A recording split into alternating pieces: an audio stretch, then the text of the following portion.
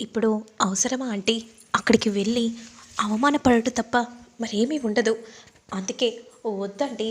అక్కడికి వెళ్ళి ఓడిపోయి తల క్రిందికి వేసుకొని అలా వచ్చే బదులు ఇక్కడే ఆగిపోతే మంచిదని నాకనిపిస్తుంది. ఎందుకు మనీషా? అవును మిత్ర. అక్కడికి వెళ్ళినా ఓడిపోక తప్పదు. ఎందుకంటే ఆల్రెడీ టెండర్ కోడ్ లీక్ అయిపోయింది కదా! అలాంటప్పుడు ఎందుకు మిత్ర అని అంటూ ఉంటే, మాకు ఏది చేయాలో బాగా తెలుసు మనీషా. నువ్వు చెప్తే తెలుసుకునే పరిస్థితిలో నేను లేను అని అనగానే, అప్పుడు వెంటనే అవును, ఇప్పుడు మేమందరం వెళ్తాము. ఎందుకంటే మేము గెలుస్తామన్న నమ్మకం మాకుంది.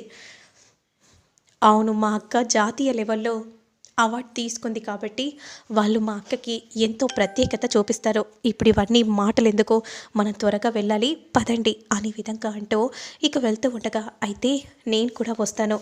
అంటే నువ్వు ఏ అధికారంతో రావాలని అనుకుంటున్నావు? నువ్వేమైనా చైర్మన్వా, వైస్ చైర్మన్గా మిత్ర పక్కన రావటానికి? అయ్యో అంకుల్, అలా కాదంకుల్, జస్ట్ మిత్రకు తోడుగా రావాలని అనుకుంటున్నాను అంతే, మరే ఉద్దేశంతో కాదంకుల్ అని మనీష అంటూ ఉంటుంది. అప్పుడు వెంటనే, ఏంటి మనీష, నువ్వు కడుపుతో ఉండి అంత దూరం లాంగ్ జర్నీ చేస్తావా అని లక్ష్మి అంటూ ఉంటే, అవును, కడుపుతో ఉండి అలా జర్నీ చేస్తే బిడ్డకి ప్రమాదమని నీకు తెలీదా?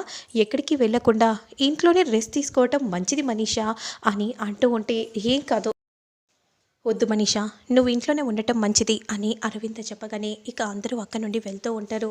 ఇక అప్పుడు వెంటనే మనీషా ఫోన్ చేస్తుంది. హలో సరియు, ఏంటి ఫోన్ చేసావు? ఆల్ ది బెస్ట్ చెప్పడానికి ఫోన్ చేసావా? లేదు సరియు, ఆల్రెడీ ఇంట్లో అందరూ బయలుదేరారు టెండర్ వేయడానికి. అయినా టెండర్ లీక్ అయింది కదా, వాళ్ళు ఎలా వేస్తారు? మళ్ళీ టెండర్ కోడ్ లక్ష్మి సంపాదించుకుంది, అలా ఎలా సాధ్యం? ఏముంది, హిస్టరీ ఓపెన్ చేసి చూసింది. ఏంటి, ఇప్పుడు వాళ్ళు వస్తే టెండర్ ఎలాగో వాళ్ళు వేస్తారు, నేనే దొంగలించిందని వాళ్ళకు తెలుస్తుంది. అలా తెలియడానికి వీల్లేదు. అయితే ఏదో ఒకటి నేనే చేస్తాను. సరే మనిషా అని అంటూ కాల్ని కట్ చేస్తుంది. రేయ్, ఎక్కడ చచ్చాలా, త్వరగా నువ్వు గన్ పట్టుకొని వచ్చేసాయి స్పాట్కి అని విధంగా అంటూ సరే కాల్ని కట్ చేస్తుంది. ఇక మరోవైపు, ఇప్పుడు నువ్వు నా చేతిలో ఏకంగా ప్రాణాలు పోగొట్టుకోబోతున్నారు మిత్ర లక్ష్మి అని సరియు అనుకుంటూ ఉంటే, మరోవైపు నిజంగా ఆ ఫైల్ లేదు అనేసరికి నాకు కూడా చాలా కోపం వచ్చింది. కానీ అమ్మ పట్ల నువ్వు ఇంకా దూరం అయిపోతావు ఏమో అని భయమేసింది లక్ష్మి. ఆ తర్వాత మళ్ళీ నువ్వు ఫైల్ని సంపాదించావు కదా, నా మనసు అప్పుడు కాస్త కుదుటపడింది అనే విధంగా మిత్ర అంటూ ఉంటాడు. అవునా అండి, సరే లక్ష్మి, నువ్వు సీట్ పెట్టి పెట్టుకో. మరి మీరు పెట్టుకోరా, ఇది కొంచెం ప్రాబ్లంలో ఉంది, నువ్వు పెట్టుకో లక్ష్మి అని అంటూ అలా నడుచుకుంటూ వెళ్తూ ఉంటారు. ఇప్పుడు మనం టెండర్ కోడ్ వేయబోతున్నామండి. కానీ ఎవరో కోట్ని దొంగలించారని అంటున్నావు కదా లక్ష్మి, మరి ఎలా? ఏం కాదండి, మనమే గెలుస్తామన్న నమ్మకం నాకుంది అని అంటూ ఉంటే, అదిగో వాళ్ళు వస్తున్నారు. ఎంత దూరమైనా సరే నువ్వు షూట్ చేయగలుగుతావు కదా.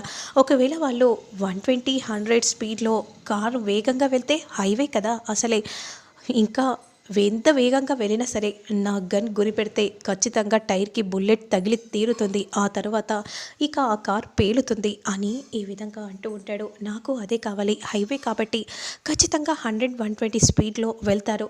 అప్పుడు నువ్వు బుల్లెట్తో ఆ కార్ని పొడగొట్టేసేయాలి అని అంటూ ఉంటుంది సరియు. ఇక ఫోన్లో పిల్లలు బొమ్మలు చూస్తూ ఉంటారు. ఇదిగో లైవ్ డిటెక్టర్ ఉంటే మనిష దూర తీరుతుంది. మనిష మనసులో ఏమనుకుంటుందో మనకు తెలిసిపోతుంది కదా అన్నయ్య. అవును లక్కీ, అయితే మనం డాడీకి చెప్పి లైవ్ డిటెక్టర్ తీసుకొని రమ్మని చెప్పాలి. మనం వెంటనే ఫోన్ చేసి అడుగుదాం అని అంటూ ఇక ఫోన్ చేస్తూ ఉంటే, హలో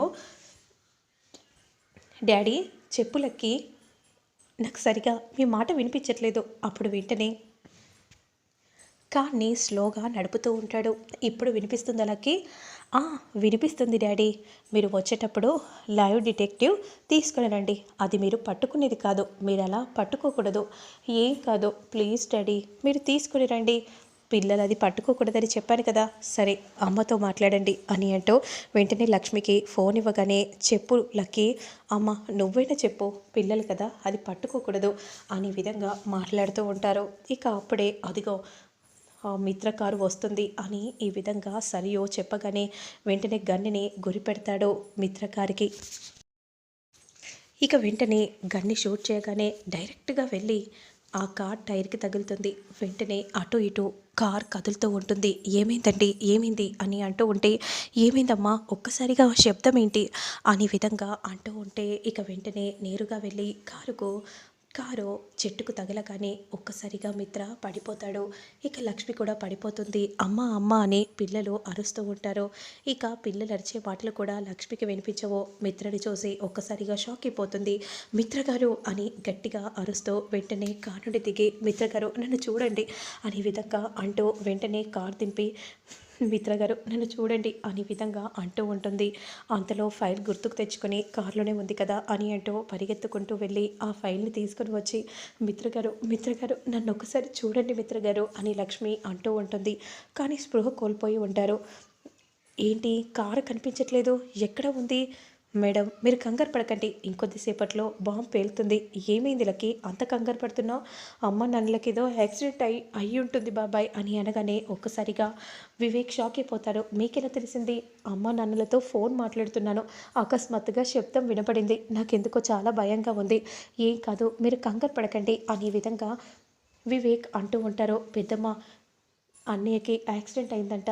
ఏంటి వాడికి యాక్సిడెంట్ అవ్వడం ఏంటి అని అంటూ వెంటనే ఫోన్ చేస్తూ ఉంటుంది అరవింద. ఫోన్ తీయట్లేదు, లక్ష్మి కూడా ఫోన్ తీయట్లేదు అనే విధంగా అరవింద అనుకుంటూ చాలా కంగారు పడిపోతూ ఉంటుంది. అంతలో ఆ గోరి చెప్పిన మాటలు గుర్తుకు వస్తాయి. తన రక్తం పంచుకొని పుట్టిన బిడ్డ ఉంటే ఇప్పుడు మిత్రకి ఎలాంటి ఆపద రాకుండా ఉండేది అనే విధంగా అనుకుంటూ చాలా బాధపడిపోతూ ఉండగా, ఇక అప్పుడే మిత్రగారు నన్ను చూడండి, లేవండి మిత్రగారు అని ఈ విధంగా లక్ష్మి అంటూ ఉంటుంది. ఇక మరోవైపు ఏం మాట్లాడలేని పరిస్థితిలో ఉంటాడు.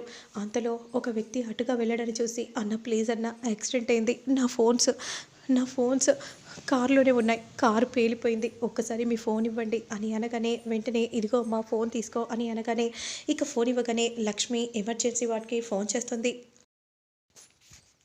హలో సార్, ఇక్కడ కుకెట్పల్లిలో యాక్సిడెంట్ అయింది, మీరు త్వరగా రండి, అక్కడ ధర్నా జరుగుతుంది, ఇప్పుడు మేము రాలేము, అక్కడికి దగ్గరలో ఒక హాస్పిటల్ ఉంది, మీరు త్వరగా తీసుకెళ్ళండి అని అనగానే వెంటనే ఇక లక్ష్మి హాస్పిటల్ కనుక్కొని మిత్రని తీసుకెళ్ళగానే డాక్టర్ అని అనగానే డాక్టర్ వస్తాడు. అప్పుడు వెంటనే ఎమర్జెన్సీ వాడికి తీసుకెళ్ళబోతూ ఉండగా లక్ష్మి చేయిని పట్టుకుని, ఇప్పుడు నువ్వు వెళ్ళటం ముఖ్యం, టెండర్ వేయి లక్ష్మి, లేదండి మిమ్మల్ని నేను ఇలా వదిలేసి వెళ్ళలేను, నాకేం కాదు, నువ్వు వెళ్ళు లక్ష్మి అనే విధంగా మిత్ర అంటూ ఉంటాడు. మరి లక్ష్మి ఏం చేయబోతుందనేది మళ్ళీ నేను నెక్స్ట్ వీడియోలో అప్లోడ్ చేస్తాను.